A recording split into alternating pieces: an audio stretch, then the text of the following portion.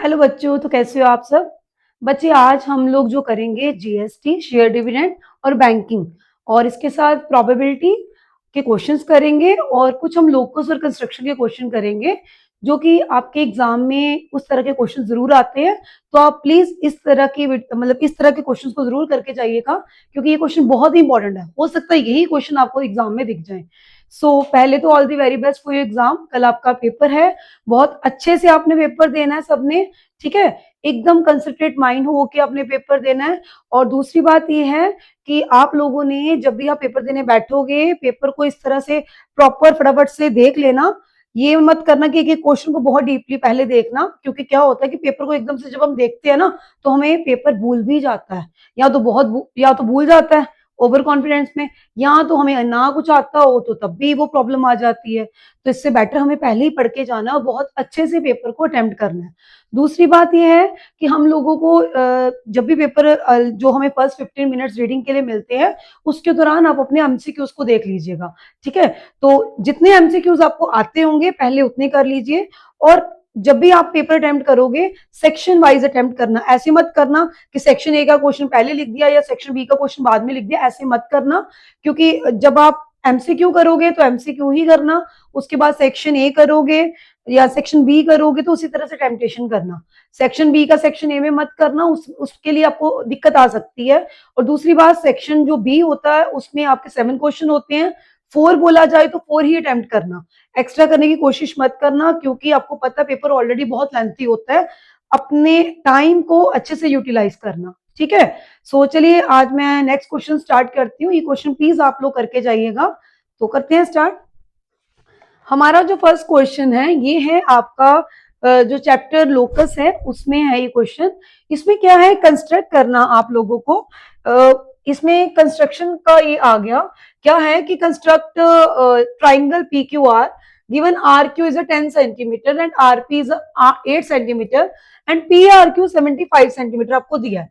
Find by the construction the locus of the point equidistant from QR and QP and the locus of a point equidistant from P and Q and mark the point O satisfy both the condition।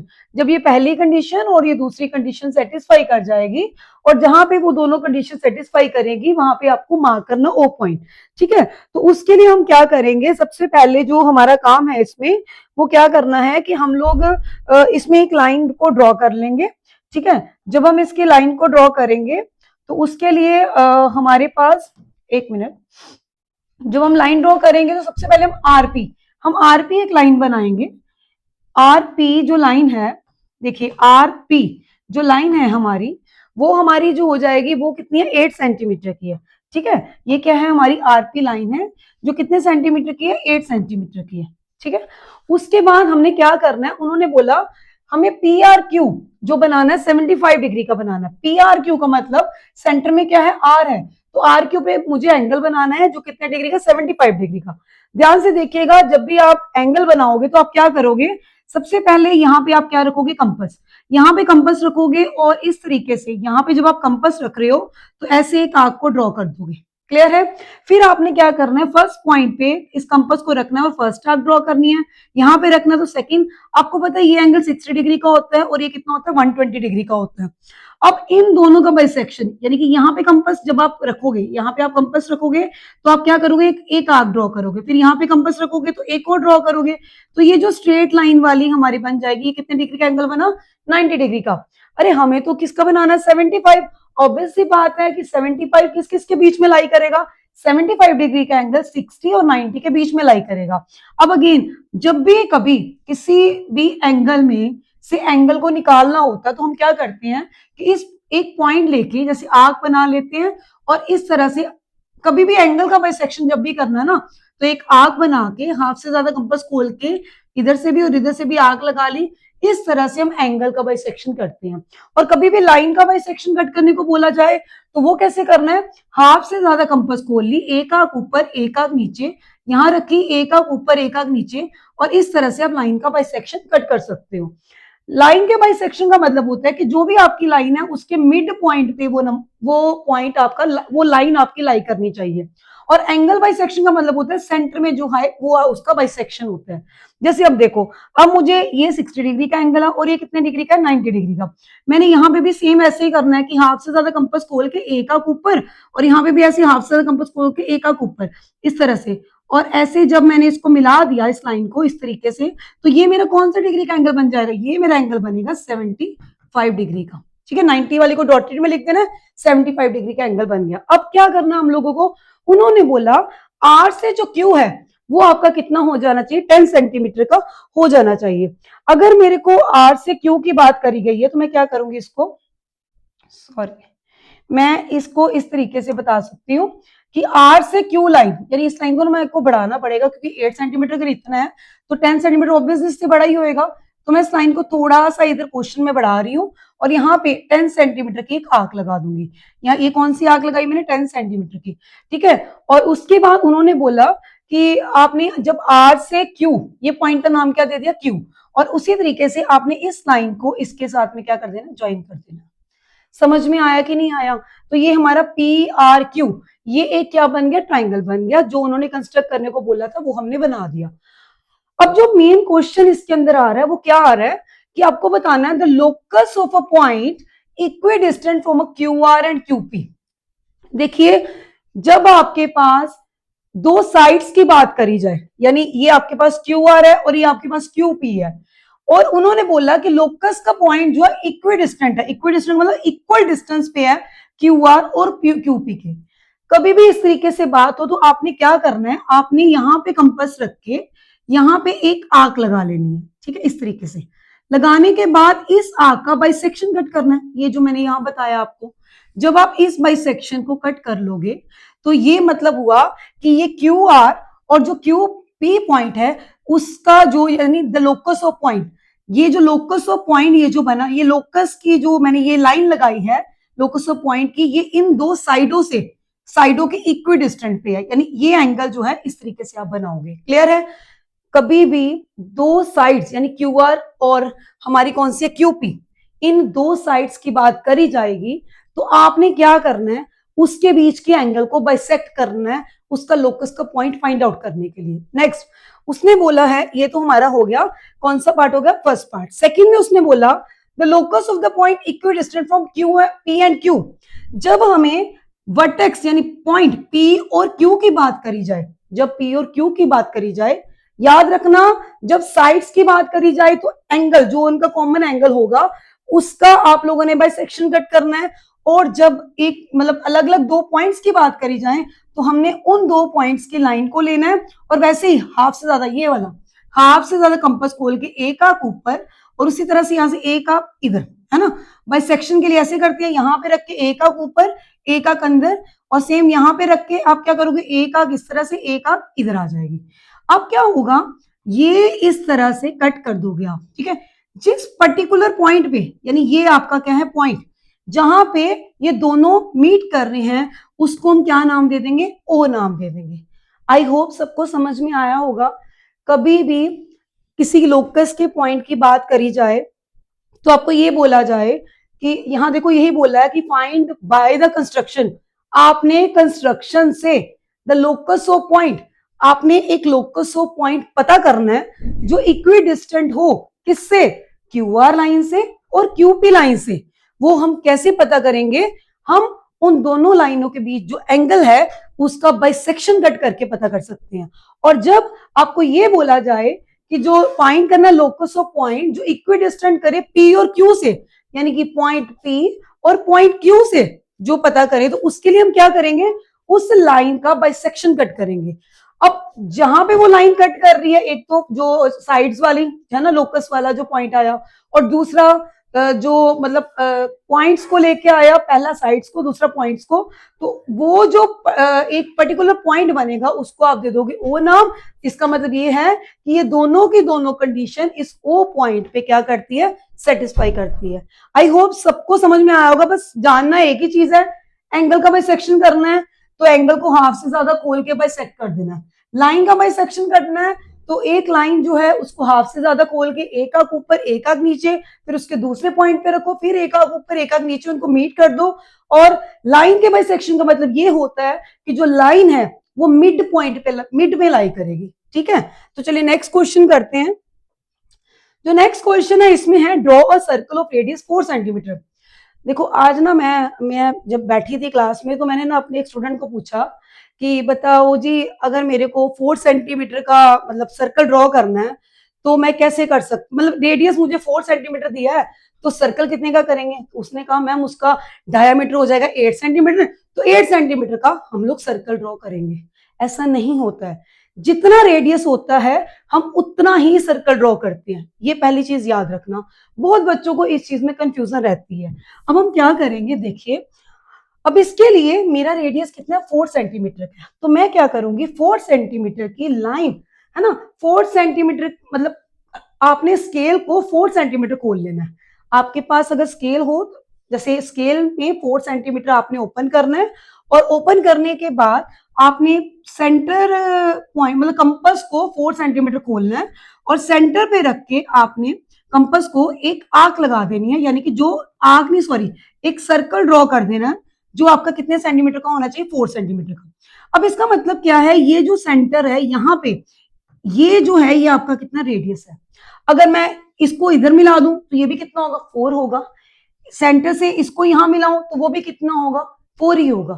क्योंकि radius अगर 4 centimetre का मतलब ये होता है कि radius उस circle में एक ही नहीं है, उसके अंदर काफी सारे रेडियस होते हैं, और वो सारे के सारे रेडियस जो होते हैं वो 4 अगर 4 सेंटीमीटर का है तो 4 सेंटीमीटर के ही बाकी होंगे। ठीक है, तो इसका मतलब ये हुआ कि ये जो सर्कल मैंने ड्रॉ करा ये 4 सेंटीमीटर का है। इसके बाद उन्होंने कहा इसको ना आपने ओ नाम दे देना, मैंने दे दिया। Mark a point P 7 centimetre from O, P 7 centimetre आपने ना ओ से लेके एक बाहर तक, उन्होंने बोला यहाँ पे कि with the centre mark a point P 7 centimetre from O, आपने ओ पे कंपास यहाँ पे ओ पॉइंट पे कंपास को रखना है या स्केल को रखना है, और इसके आगे यहां तक 7 सेंटीमीटर की लाइन लगानी है। कहने का मतलब अगर ये 4 होगी तो बाकी कितनी रह जाएगी 3 रह जाएगी ना, तो यानी पी मैंने यहाँ पे क्या करना है 3 सेंटीमीटर की लाइन ड्रॉ कर देगी।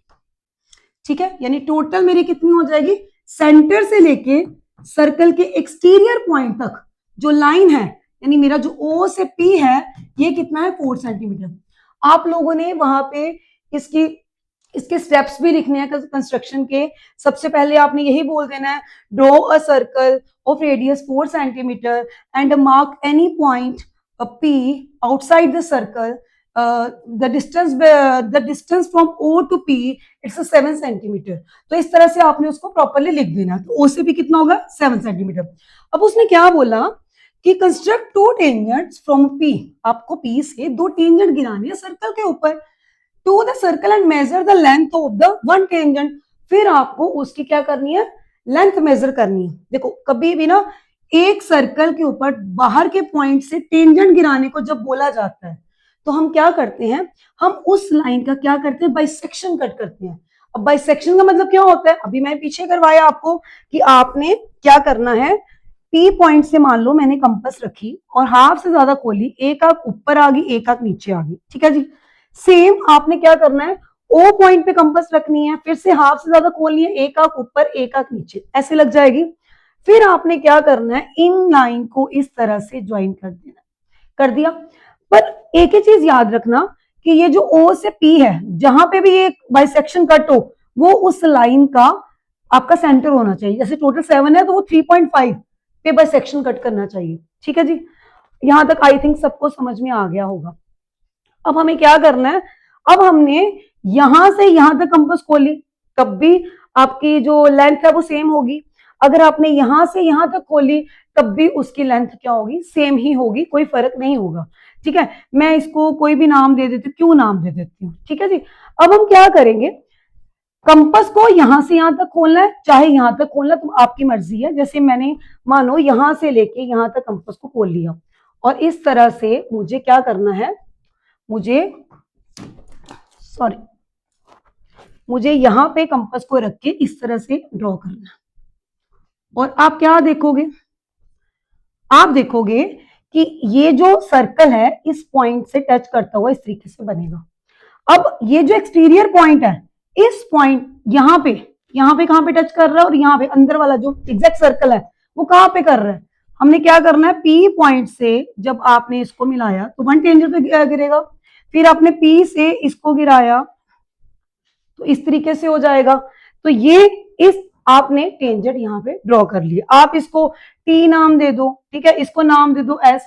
तो पीटी और पीएस आपने सर्कल के ऊपर टेंजेंट गिरा लिए और आपने इसकी लेंथ को क्या कर लेना, मेजर कर लेना वो कितनी है और वहां पे वो लिख देना। कभी भी किसी सर्कल के ऊपर 2 टेंजेंट गिराने को आपको बोला जाए तो पहले आपने ये देखना है कि सर्कल का रेडियस कितना है, उतना सर्कल ड्रॉ कर देना। फिर अगर बोला जाए कि सेंटर पॉइंट से बाहर तक का जो एक्सटीरियर पॉइंट है वहां तक की दूरी 7 सेंटीमीटर है तो 4 तो उसका अपना हुआ, आगे 3 को बढ़ा लेना। जब वो एक लाइन ड्रॉ आपने कर ली उसके बाद उस लाइन का बाइसेक्शन कट करना है।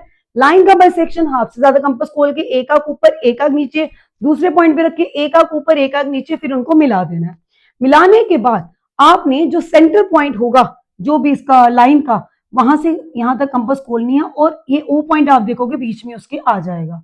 फिर जो जहां पे दोनों सर्कल मीट कर रहे होंगे उस पॉइंट पे आपने जाके इसको मिला देना है। तो इस तरह से 2 टेंजेंट आपके लाइक कर जाएंगे।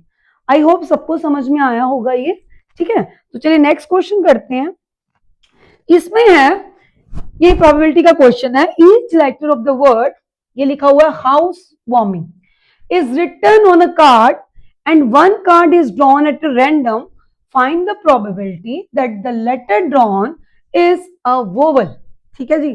अब देखो ये लिखा हुआ है HOUSE, हाउस वार्मिंग, ठीक है। अब इसके पहले तो वर्ड्स को आपने काउंट करना है, 1 2 3 4 5 6 7 8 9 10 11 12। तो हमें पता है कभी भी प्रोबेबिलिटी ऑफ इवेंट जो होता है, फॉर्मूला जरूर लिखना, probability of event equal to number of favourable outcomes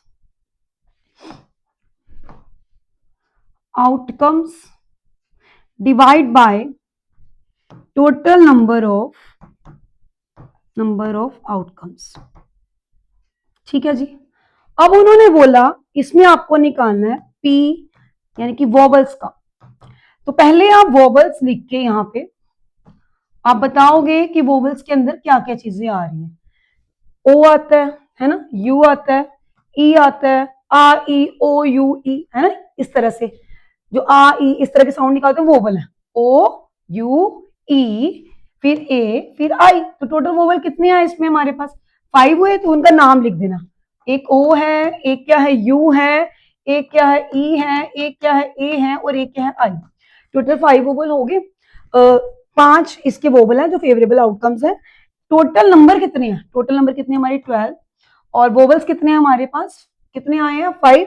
तो 5/12 जो इसका हमारा आंसर आ गया। प्रोबेबिलिटी ऑफ वोबल जब आपको निकालनी है कि probability of the letter drawn is a vowel, तो आपको जो लेटर कौन सा वोबल के बारे में निकालना, तो वो आपका आंसर आ गया। One of the letter of swing. अब आपको जो प्रोबेबिलिटी निकालनी है, जो प्रोबेबिलिटी ऑफ इवेंट निकालना है, वो किसका निकालना है, इसका जो आपका हाउस वार्मिंग के अंदर जो भी स्विंग वर्ड आता है, सेविंग या स्विंग वर्ड जो भी आता है उसका निकालना है। तो जब हमें इसकी प्रोबेबिलिटी निकालनी है तो आप इसको एस नाम दे दो, चाहे आप इसको वही पूरा स्विंग इस तरह से सेविंग नाम देके कर सकते हो, SEWING। इसकी प्रोबेबिलिटी आपको निकालनी है। तो कितने नंबर ऑफ वर्ड है ये, यहाँ पे आप चेक कर सकते हो कि यहाँ सिर्फ इसका निकालना, तो ये कितने 5 है, तो इसका आंसर क्या आ जाएगा 5/12 अगेन। ठीक है। आप चाहो तो इसको एस मतलब शॉर्ट में P ऑफ S भी बोल सकते हो कि इसको मैंने S मान लिया तो ये इस तरह से हो गया। नेक्स्ट है not a letter from where. वो कहते हैं कि WEIR उसके अंदर नहीं होना चाहिए, बाकी जो बच गए, एक minute, one of the letters of this, इसमें ये होना चाहिए तो इसलिए ये कर दिया। अब उन्होंने बोला not a letter of where, जो वेयर है वो नहीं होना चाहिए। तो देखो अगर आप W और E और A और R इसको काट देते हो तो टोटल हमारे पास कितने हैं 12 है, और कितने हैं टोटल 4 हो गए। 12 - 4 कर दिया कितना आ गया 8। तो इसका मतलब मेरे पास जो प्रोबेबिलिटी आ जाएगी किसकी आ जाएगी, यानी मैं इसको W शॉर्ट में W वेयर को नाम दे देती हूँ। तो इसको मैं क्या बोल दूंगी, अगर प्रोबेबिलिटी ऑफ वेयर ऐसे निकालना है मुझे तो वो मेरा आंसर क्या आ जाएगा 8 बाई कितना आ जाएगा 12। तो इसका आ गया 4 2 का 8, 4 3 का 12, तो 2/3 इसका क्या आ जाएगा आंसर। ठीक है, अगर आप इसको ऐसे भी रहने दोगे तब भी कोई दिक्कत नहीं है, 8/12 भी, पर कटिंग कर दो, अगर कटिंग होती है तो कोई ऐसी वो दिक्कत नहीं है। समझ में आया सबको? आई थिंक सबको ये क्वेश्चन बहुत अच्छे से क्लियर हुआ होगा। तो चलिए करते हैं हम लोग नेक्स्ट क्वेश्चन इसका। तो नेक्स्ट क्वेश्चन जो है हमारा वो क्या है, एक मिनट, इसमें आप इसको चेक जरूर कर लीजिए, एक मिनट। हाँ, 1 2 3 4 5 6 वर्ड्स हैं ये, है ना, तो यहाँ पे 6/12 आ जाएगा। इसकी भी आपको कटिंग करनी है तो आप कटिंग कर दो। क्या आ जाएगा यहाँ पे, यहाँ पे आ जाएगा 3 2 का 6, और यहाँ पे कितना आ जाएगा 3 4 का 12, फिर कटिंग हो जाएगी 1/2 आ जाएगा। क्लियर है? आप चाहो तो आप 6/12 को ऐसे ही एज इट इज छोड़ सकते हो। मैंने एकदम से चेक करा तो मैंने देखा वो तो 6 वर्ड है, मैं तो 5 लिख रही हूँ, तो वो आप चेक करके फिर उसके अकॉर्डिंग आप निकाल सकते हो। ठीक है, तो चलिए नेक्स्ट क्वेश्चन है हमारा, वो क्या है, इसमें है कार्ड्स बियरिंग नंबर्स 2 4 6 8 8 10 12 14 16 18 एंड 20। ठीक है, कैप्ट इन अ बैग, ये कार्ड्स रखे गए हैं। तो आप जो cards kept in a bag कौन कौन से हैं, 2 है, 4 है, 6 है, 8 है, 8 दो बार है 8, वन टाइम ही लिखोगे आप, 10 12 14 16 18 एंड 20, ये है। तो टोटल कार्ड्स कितनी हो गई, 1 2 3 4 5 6 7 8 9 10, तो टोटल कार्ड्स कितनी हो गई मेरे पास 10। ठीक है, अब उन्होंने बोला find the probability of getting a prime number. ठीक है, तो प्राइम नंबर बताइए, जो प्राइम नंबर है वो आपके पास कितने हैं, इसमें प्राइम नंबर जो इटसेल्फ होते हैं, तो वो आपके पास 2 है और उसके अलावा कोई नहीं है, बिकॉज इवन नंबर है तो अकेला 1 ही आएगा, तो इसका हमारे पास 2 आ जाएगा प्राइम नंबर ओनली। और यहाँ पे आप लिखोगे प्रोबेबिलिटी किसकी निकालनी है, ऑफ प्राइम नंबर्स की, तो वो हमारे पास कितनी आ जाएगी, 2 लिख, सॉरी 2 का मतलब एक ही नंबर है, तो 1/10 उसका आंसर आ जाएगा। क्लियर है, क्योंकि टोटल नंबर 10 है। और प्लीज फॉर्मूला जरूर लिख लेना, मैंने पिछले क्वेश्चन में यहाँ पे फॉर्मूला लिखा हुआ है, इस वजह से मैंने वहां पे नहीं लिखा, पर आप लोग क्वेश्चन में पहले फॉर्मूला लिखोगे फिर उसके बाद उसको सॉल्व करोगे। ठीक है, अगर यहाँ पे पिछले क्वेश्चन में कटिंग करनी होगी तो भी ठीक है, नहीं करनी होगी तो वैसे भी आप उसको छोड़ सकते हो। नेक्स्ट है जो है अ नंबर डिविजिबल बाय 4।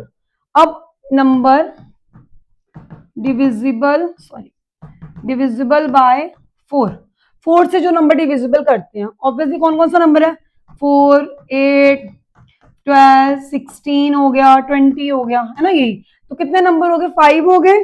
तो आपकी प्रोबेबिलिटी जो है डिविजिबल बाय है ना, डिविजिबल बाय 4 की क्या बनी,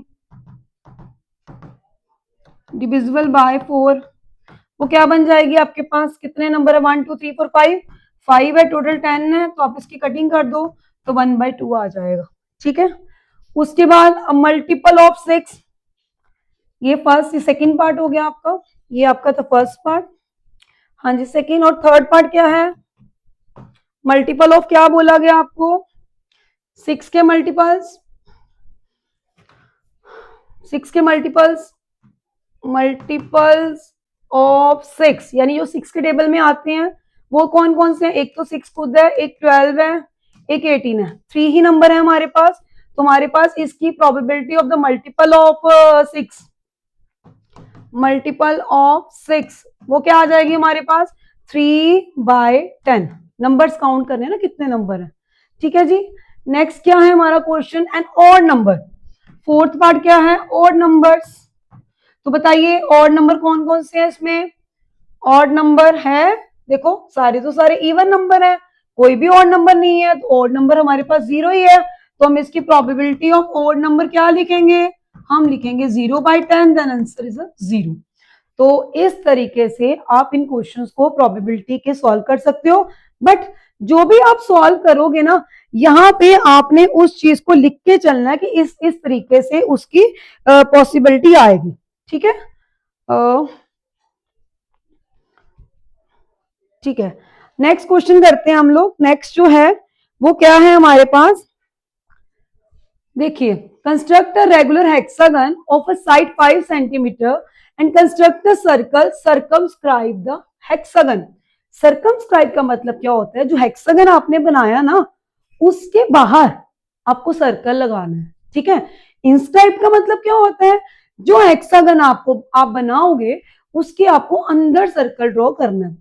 तो देखिए हम क्या कर सकते हैं, हेक्सागन के लिए मुझे पहले तो ये पता होना चाहिए हेक्सागन की नंबर ऑफ साइड्स कितनी होती हैं, वो होती है 6 साइड फिगर जो होती है उसको हम क्या बोलते हैं, हेक्सागन बोलते हैं। दूसरी बात मुझे ये पता होना चाहिए कि हेक्सागन का ईच एंगल कितना होता है। तो ईच एंगल कभी भी किसी चीज का निकालना है तो उसका फॉर्मूला होता है n-2 multiply with 180 divide by with n। Hexagon की कितनी साइडें होती हैं, 6 होती हैं। तो यहाँ पे कितना आ गया 6 2, एक मिनट यहाँ पे मैं क्या लिखी जा रही हूँ, यहाँ पे आ गया हमारे पास 4 मल्टीप्लाई 180 डिवाइड बाय 6 3 का 18 यानी कि 420 डिग्री। जो ईच एंगल ऑफ हेक्सागन आ गया 120। अब मुझे पता है कि हेक्सागन का जो ईच एंगल है वो कितना है हमारे पास 120 डिग्री का, और जो नंबर ऑफ साइड्स हैं वो कितनी है 6। पहले हमें ये चीज के बारे में पता होना चाहिए। अब हम क्या करेंगे, अब हम यहाँ पे सबसे पहले एक लाइन ड्रॉ करेंगे जो 5 सेंटीमीटर की है। आपने क्या करा, इस तरीके से एक लाइन ड्रॉ कर दी जो कितने डिग्री की है, 5 सेंटीमीटर की। क्लियर है। जब आपने ये लाइन ड्रॉ कर दी, आपने यहाँ पे कंपास रखनी है और इस तरीके से आर्क लगानी है जो आपके पास हो जाएगी कितने डिग्री का एंगल है, 120 का। तो इस तरीके से 120 डिग्री का आपने एंगल बना देना। सेम आपने क्या करना है, यहाँ पे भी कंपास रखनी है और सेम इस तरह तरीके से 120 डिग्री का एंगल बना देना। ऐसे बन जाएगा। थोड़ा सा मेरा इधर उधर आ रहा है, दोबारा से एक बार करके बता देती हूँ आपको। हमें क्या करना है इसमें, एक मिनट, ठीक है। हमें क्या करना है, सबसे पहले तो हमें यहाँ पे कंपास को रखना है और एक आर्क लगानी है। ये आ गई 60 डिग्री और ये आ गई 120 डिग्री। आपने यहाँ पे रख के इस तरीके से एंगल बना देना है जो कितने डिग्री का एंगल होगा, 120 डिग्री का एंगल। सेम आपने यहाँ पे आके इस तरीके से एक आर्क लगानी है और यहाँ पे जो एक एंगल बनेगा वो भी कितने डिग्री का बनेगा, 120 डिग्री का। क्लियर है। यहाँ तक करने के बाद हमने क्या करना है, अब इसको थोड़ा सा ध्यान से देखिएगा। हम इसको क्या कर सकते हैं, वेट, हमने यहाँ पे इसको मेरे को थोड़ा रब करना पड़ेगा बिकॉज यहाँ पूरा करने के लिए इसको, तो मैं क्या करूंगी इसमें इसको लाइन को बढ़ा देती हूँ। अब मुझे क्या करना पड़ेगा, ये कितने डिग्री, ये कितनी लाइन है 5 सेंटीमीटर की है। यहाँ पे भी वैसे ही 5 सेंटीमीटर की मेरे को बनानी पड़ेगी, ठीक है। तो इस तरीके से 5 सेंटीमीटर आपने बना लिया, ये पूरा क्वेश्चन हो जाएगा इधर। तो मेरे को थोड़ा सा इसको उधर मूव करवाना ही पड़ेगा क्वेश्चन को, ठीक है, सो दैट मैं आपको अच्छे से करवा पाऊँ। तो देखिए, तो ये 5 सेंटीमीटर की लाइन होगी। फिर आपने यहाँ पे भी क्या करना है, 120 डिग्री का एंगल बना देना, ठीक है बेटा। यहाँ पे भी आपने इस तरीके से 120 डिग्री का एंगल बना देना, ठीक है, इस तरीके से बन जाएगा। अब क्या होगा, आपने फिर यहाँ पे कंपास रखनी है और जब आप इसको ज्वाइन कर दो, एक मिनट, ये ज्वाइन बाद में करना है, पहले अगेन जितनी ये आर्क है 5 सेंटीमीटर की आर्क लगाई थी, यहाँ पे भी 5 सेंटीमीटर की लगाई थी। फिर आपने इसको नाम दे दो, ए दे दो, बी दे दो, सी दे दो, डी दे दो। सी पे भी हमने डी पॉइंट जो चूज करा, ए बी सी डी, अभी ऐसे मत करो वो फिर गड़बड़, A B C D E और एफ ऐसे दे सकते हो आप नाम। तो मैंने सी नाम दे दिया, वहां पे आएगा डी, ये ई और ये इसको एफ नाम दे देती हूँ। जो ए से एफ है वो 5 सेंटीमीटर लाइन ड्रॉ करने के बाद ही आएगा। यहाँ पे भी 5 सेंटीमीटर आएगी। फिर उसके बाद हम लोग क्या करेंगे, यहाँ पे इस तरह से लाइन लगा देंगे जो 5 सेंटीमीटर की होगी। फिर सी पॉइंट पे भी 120 का एंगल बनाना है, एफ पे बनाना है। अब आप क्या देखोगे, जब आप यहाँ पे बनाओगे 120 डिग्री का एंगल तो वो भी इस तरीके से बन जाएगा। और यहाँ पे आप देखोगे ये लाइन ही मीट जो करेगी वो 5 सेंटीमीटर पे ही मीट करेगी। तो आप इसको डी नाम दे सकते हो, आप इसको ई। तो ये मेरा क्या तैयार बन जाता है, ये एक हो जाता है मेरा हेक्सागन तैयार हो जाता है। अब चेक कर सकते हो 1 2 3 4 5 6 साइडेड फिगर। थोड़ा सा ना मेरा अभी मेरे पास कंपास वगैरह यहाँ पे नहीं है तो मैं ऐसे ही बना रही हूँ। आप लोग प्रॉपर कंपास से बनाइएगा क्योंकि यहाँ बहुत लेंथ है, यहाँ छोटी है तो आपको थोड़ा उसमें लग रहा होगा, पर आप उसकी हेल्प से बनाना। जब कभी भी आपको बोला जाए कि हेक्सागन कोई फिगर बनी हुई है उसके बाहर सर्कल ड्रॉ करना है, तो हमेशा आपने क्या करना है, जो लाइंस है ना उनका बाइसेक्शन कट करना है। जैसे मैंने इस लाइन का बाइसेक्शन हाफ से ज्यादा खोला, एक एंगल इस तरह से, एक एंगल ऐसे, फिर इधर भी करा एक एंगल ऐसे, एक इस तरह से, तो ये लाइन ड्रॉ होगी। ठीक है, फिर मैंने कोई भी दूसरी साइड ले ली, ये वाली ले ली, यहाँ पे क्या करा इस तरह से और इस पॉइंट पे रखा, तो सेम इस तरीके से हमने इसको ड्रॉ कर दिया। ओ सॉरी, यहाँ पे मेरा बन जाएगा। और मैं जब इसको इसके साथ मिलाऊंगी, जिस पर्टिकुलर पॉइंट पे वो मीट करेंगे, आपने क्या करना है, आपने इसको इसके साथ यहाँ पे ऐसे ऐसे ऐसे ऐसे करके मिला देना है। और जहां तक ये कंपास खुलेगी, यहां से लेके यहां तक, वर्टेक्स तक आपने कंपास खोलनी है। और ऐसे इस तरीके से एक इसके आउटसाइड, मतलब इसकी बाउंड्री को टच करती हुई ऐसे यहाँ पे एक सर्कल बन जाएगा। और आप बता सकते हो कि हर हेक्सागन के सर्कमस्क्राइब आपने इस तरह से सर्कल ड्रॉ कर दिया हेक्सागन के। ठीक है जी, तो ये क्वेश्चन इस तरीके से करना, पर उसके लिए पहले आपको ये पूरा बताना पड़ेगा, फिर उसके बाद इसका एक्सप्लेन करना पड़ेगा। नेक्स्ट क्वेश्चन है हमारा, उसमें है कि miss Kaur invested ₹8,000 in ₹100 shares paying 6% dividend at ₹80 each. तो पहले तो हमें पता है कि फेस वैल्यू जो है, जो फेस वैल्यू है, face value of share,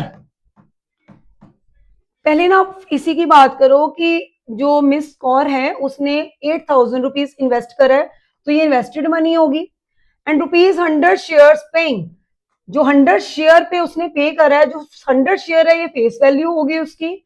6% dividend है, यानी कि डिविडेंड जो हमारा है वो 6% का लगा है, और एट ₹80 ईच, ₹80 ईच के हिसाब से। ठीक है, तो आपने सबसे पहले फर्स्ट केस को सॉल्व करना है, क्योंकि हमारे क्वेश्चन में हमें फाइंड करने को बोला गया है dividend received in the first year.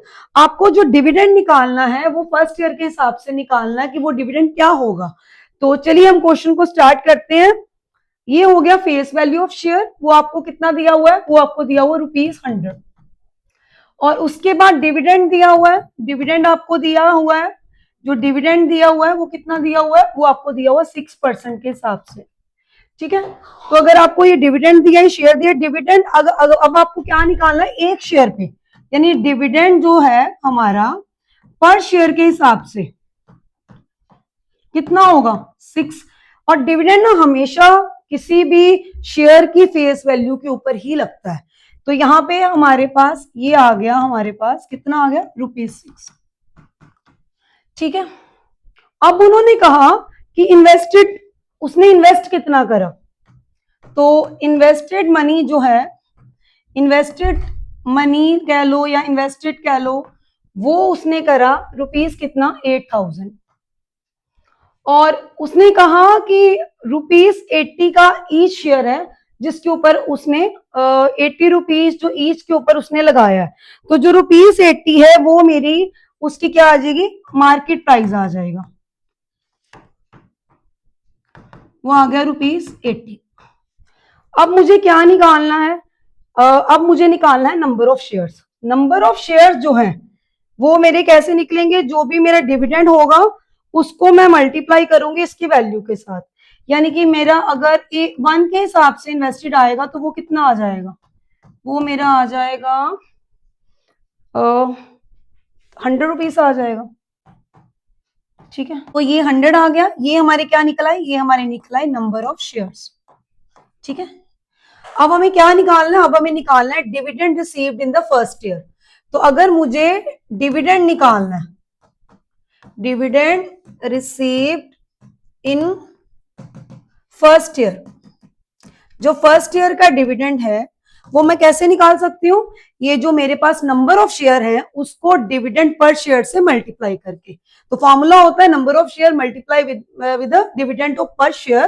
तो इससे हम क्या कर देंगे, 100 को हम लोग मल्टीप्लाई करेंगे 6 से, जिससे हमारे पास क्या आ जाएगा 600 जो है वो मेरा क्या आ जाएगा, फर्स्ट ईयर में जितना डिविडेंड मेरे पास आया वो कितना है, ₹600।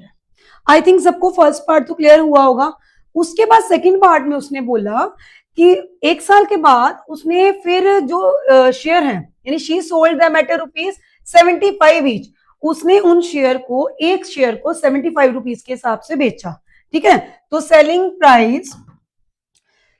प्राइस ऑफ शेयर ये कब है, ये आफ्टर 1 ईयर।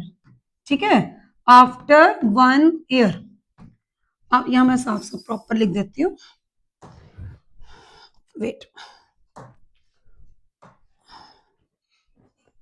तो देखिए यहां पे हम क्या कर सकते हैं, सेकेंड पार्ट यहां से हम स्टार्ट करते हैं। तो क्या है, आफ्टर 1 ईयर जो है सेलिंग प्राइस ऑफ शेयर जो है वो आपके पास कितना है, वो है आपके पास ₹27। ये 27 है। और इसके बाद उन्होंने क्या बोला है कि अगर आफ्टर 1 ईयर ये आया आपके पास, तो आपको क्या निकालना है, सेल प्राइस जो है, इसका सेल अमाउंट है। सेल अमाउंट आप कैसे निकाल सकते हो, जो ₹75 दिया हुआ है और आपके पास जो ₹75 है और शेयर का प्राइस कितना है, जो पहला फर्स्ट शेयर था जो पहले जो ₹100 के हिसाब से था, तो 75 को आपने 100 से मल्टीप्लाई कर दिया, जिसके बाद क्या आ गया आपके पास, 7500 रुपीज आ गया। ठीक है, जब ये वैल्यू आपके पास 7500 के हिसाब से निकल आई, अब आपको number of share purchase using the total proceed, जो टोटल प्रोसीड है वो हमारी कितनी है, 600 है ना। जो भी हमारे पास टोटल प्रोसीड आपको दिया गया है, आपने क्या करना है, इसमें टोटल प्रोसीड के लिए आपने ₹7500 में जो आपके फर्स्ट ईयर का डिविडेंड आया उसको प्लस कर देना, जिससे वो आपके पास कितना आ जाएगा, 8100 रुपीज। ठीक है, ये 8100 रुपीज आ गया। अब उसने ये बोला है कि invested the total proceed including dividend in ₹27 share paying 15% dividend. अब उसने कहा 15% डिविडेंड करा, पर कितने शेयर पे, 20 शेयर पे। 100 में से 80 माइनस करोगे तो कितना आ जाएगा, 20 आ गया ना। तो अब हम उसके ऊपर 20 के ऊपर की बात करेंगे। अब हम क्या लिख देंगे, बाइंग ₹20 शेयर। ठीक है, तो हम क्या लिखेंगे यहाँ पे, बाइंग ₹20 शेयर्स। वो कितने के हैं जी, वो आए हैं हमारे 27 रुपीज के। ठीक है, अगर ये 27 के है, अब हमें निकालना क्या है, number of share purchase using total proceed. तो नंबर ऑफ शेयर्स निकालने हैं, नंबर ऑफ शेयर्स। तो वहां पे क्या आएगा, 8100 को आपने 27 से क्या कर देना, डिवाइड कर देना। तो 27 3 का हो जाएगा। तो इस तरह से आपके पास कितने शेयर्स आ गए, 300 शेयर्स आ जाएंगे। क्लियर है, आई थिंक सबको ये क्वेश्चन क्लियर हुआ होगा। अब हम करते हैं इसका नेक्स्ट क्वेश्चन, वो किस तरीके से आपने करना है। तो नेक्स्ट क्वेश्चन है जो हमारा, वो क्या है, mister Sam deposit ₹600 per month. Mister Sam ने 600 रुपीज डिपॉजिट करवाया, तो यानी कि प्रिंसिपल जो मेरा हुआ वो मेरा हुआ ₹600। अब उसने कहा मंथ फॉर द 2 ईयर्स, अगर 2 ईयर्स की बात करी गई है, तो अगर मुझे इसको मंथ में कन्वर्ट करना है तो वो मेरा कितना हो जाएगा, 24 months. In recurring deposit account, mister Sam ने 600 डिपॉजिट करवाया पर मंथ के हिसाब से, पर 2 साल के लिए करवाया। कहां पे, उसमें अपनी जो रिकरिंग डिपॉजिट अकाउंट है उसमें। And receive 15600 at a maturity, जो उसकी मेच्योरिटी वैल्यू है वो बनी आपकी ₹15,600। Find the rate of interest, आपको क्या निकालना है, आपको rate of interest find out करना है। ठीक है बेटा, आप ना इसमें डायरेक्ट फॉर्मूला भी लगा सकते हो मैच्योरिटी वैल्यू वाला। आप चाहो तो इसमें पहले इंटरेस्ट निकालना, क्योंकि अगर आप पहले आप इंटरेस्ट निकाल लो। जब आप इंटरेस्ट निकालोगे तो उसका फॉर्मूला क्या होता है, P मल्टीप्लाई एन, नहीं, अगर हम इंटरेस्ट का P multiply N into n+1 divide by 2 multiply 12 multiply r by 100। ठीक है, अब हमारे पास अगर मैं इंटरेस्ट निकालूंगी तो वो कितना आ जाएगा, प्रिंसिपल कितना, 600। ठीक है, और एन यानी कि आपके मंथ्स की बात करेगी 24 मल्टीप्लाई 25 डिवाइड बाय 2 मल्टीप्लाई 12। और आर आपको निकालना है, उसको एज इट इज रहने दो। 25 4 का, 4 6 का, 6 2 का हो जाएगा यहाँ पे, और यहाँ पे आप कटिंग कर दीजिए 2 3 का एंड 2 150। तो इंटरेस्ट आपके पास आ गया 150 आर, क्योंकि आर अभी निकालना है, आर आपने आर ही रहने दिया। Rate of interest equal to small R आप लिख सकते हो, ठीक है। और रेट ऑफ इंटरेस्ट हमेशा किस में होता है, परसेंटेज में होता है, ठीक है। यहां तक समझ में आया। अब आपको पता है कि मेच्योरिटी वैल्यू का जो फॉर्मूला होता है वो क्या होता है, पी मल्टीप्लाई एन प्लस आई, यही होता ना। अब देखो मेच्योरिटी वैल्यू आपको कितनी दी हुई है, 15600, और प्रिंसिपल कितना आपके पास 600, एन कितना 24, और आई कितना 150 आर, ठीक है।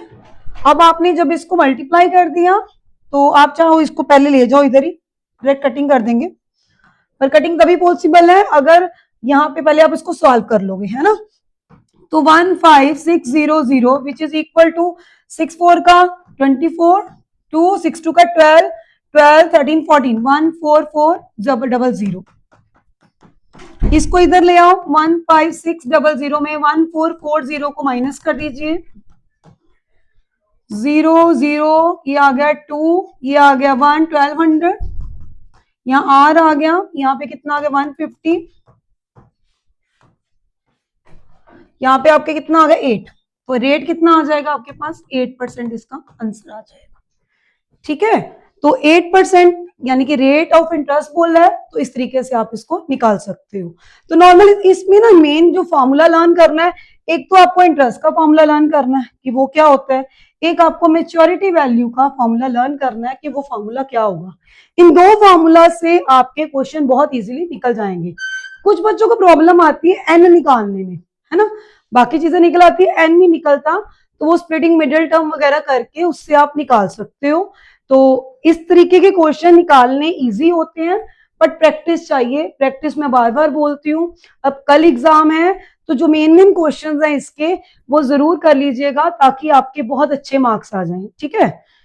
तो नेक्स्ट क्वेश्चन है, सॉरी, क्वेश्चन है ये हमारा है जीएसटी से, from the given GST bill showing mark price, discount and GST rate for dry fruits, wheat flour and bakery products. Find the total amount be paid including GST. Total amount कितनी पे करनी है। पहले तो हमें बोलेंगे यार ड्राई फ्रूट का प्राइस जो है 1 kg के हिसाब से मार्केट प्राइस उसका 1200 है ना। तो ये मार्केट प्राइस है और ये आपका क्या दिया हुआ है, ये आपका डिस्काउंट इतना दिया हुआ है। तो अभी आपको सबसे पहले तो मार्क प्राइस जो है जितना दिया हुआ उसके ऊपर डिस्काउंट, आफ्टर डिस्काउंट जो मार्क प्राइस है वो बताना वो कितना होगा। तो अगर आप आफ्टर डिस्काउंट मार्क प्राइस की बात करोगे तो वो कितना हो जाएगा, 1200 में से 11 को 100 को माइनस करा तो 1100 आ गया, यहाँ पे कुछ नहीं है तो 286 ही आएगा। 500 का 10% है, 500 मल्टीप्लाई विद 10%, तो हमने इसका निकाल दिया इस तरीके से, कितना है 50, पर वो 50 नहीं है यहाँ पे आफ्टर डिस्काउंट, आपने 500 में से 50 को क्या कर देना है, 500 में से 50 को माइनस करना है जिससे वो 450 आ जाएगा। तो 450 जो है वो ये वैल्यू आ गई। फर्स्ट ड्राई फ्रूट का प्राइस आ गया, फिर पैक्ड व्हीट फ्लोर का आ गया, फिर बेकरी प्रोडक्ट्स का ये प्राइस आ गया। अब उसने बोला कि जो आपका रेट ऑफ जीएसटी 12% है, तो आपने बताना है कि जीएसटी, क्योंकि फाइंड आउट करने को क्या बोला गया, फाइंड आउट आप यही बोला गया कि टोटल अमाउंट बताओ to be paid in including GST, including GST के पेड अमाउंट क्या होएगी। तो हम क्या करेंगे, अभी हम रेट ऑफ जीएसटी, हम जीएसटी की वैल्यू को निकालेंगे। किस तरीके से निकालेंगे, आप 1100 का मल्टीप्लाई करोगे 12/100, 12% के हिसाब से अलग अलग एक एक चीज का निकालते जाओ। सेम 286 है, इसको निकालोगे 5/100 के हिसाब से, 5% है तो ऑब्वियसली 100 लगेगा ही लगेगा। 450 है तो उसको भी आप कैसे निकालोगे, 450 मल्टीप्लाई विद 12/100, इस तरीके से आप इसको निकाल सकते हो। पहले आप इसको प्लस करोगे, जब आप इसको प्लस करोगे तो ये discount after discount market price आ जाएगा, मतलब आफ्टर डिस्काउंट जो है सीधा आप लिख दो कि आफ्टर डिस्काउंट प्राइस, ठीक है, आफ्टर डिस्काउंट प्राइस कितना होगा वो लिख दो। ये 6 आ गया, ये आ गया 3, ये 1, यहाँ पे कितना 4 6 4 5 6 7 8, 8 आ गया, 1836 आ गया। आफ्टर डिस्काउंट जो प्राइस है वो ये आ गया। उसके बाद जब हमने इसका जीएसटी निकाला तो वो क्या आ जाएगा, 11 2 का 22, 2 2, 11 1 का 11, 12 और 13, और यहाँ पे इसको निकालो तो ये क्या आ जाएगा आपके पास, ये आई थिंक कुछ पॉइंट्स में आ जाएगा। 286 को 5 से करिए,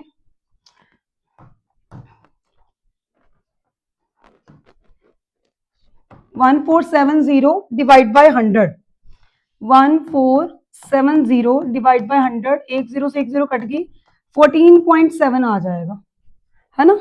अब जब इसको करेंगे 10 से 10 आप कट कर दीजिए, 12 5 का 60, 0 6, 12 4 का 48 हो गया, 48 और हम लोग 6 को प्लस कर लेते हैं, 54 हो गया, 54 डिवाइड बाय 10 करा तो हमारे पास इसकी वैल्यू कितनी आ गई, 54 आ गई। ठीक है,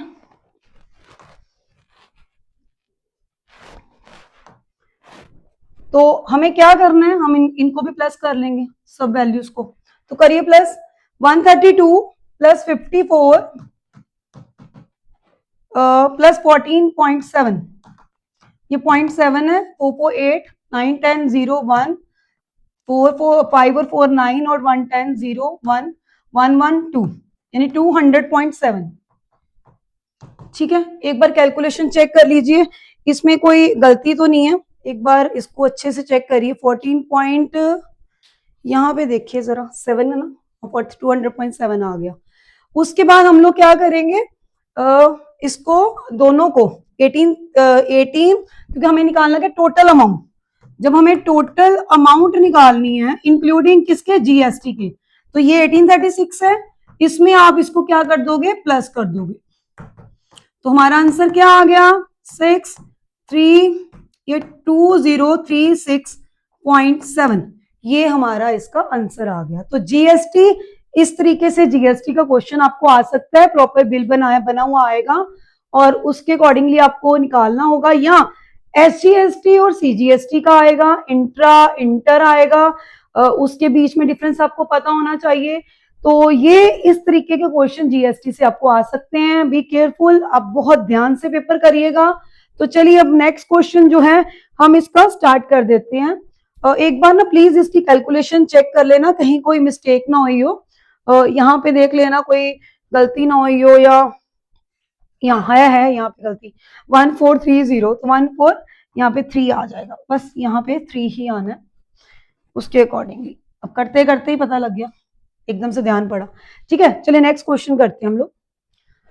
नेक्स्ट में है, which of the following equation represent in a line equally incline. Equally incline का मतलब क्या होता है, जब आपके पास लाइन दी हुई है और जो स्लोप है वो आपस में इस तरीके से बनी हो, इक्वली इंक्लाइन फॉर्म में बन जाए, तो वो कौन सी सिचुएशन हो सकती है। अगर देखो आप 2x प्लस 3y प्लस 7 को लेते हो, तो इसमें अगर आपको स्लोप निकालनी पड़े तो -3y, और यहाँ पे क्या आ जाएगा -2x, और यहाँ पे -7 आ जाएगा, y की वैल्यू होगी -2 -3, और यहाँ पे -7 -3, तो इस तरह से हमारे पास 2/3 आ जाएगा, तो ये सिचुएशन भी पॉसिबल नहीं है।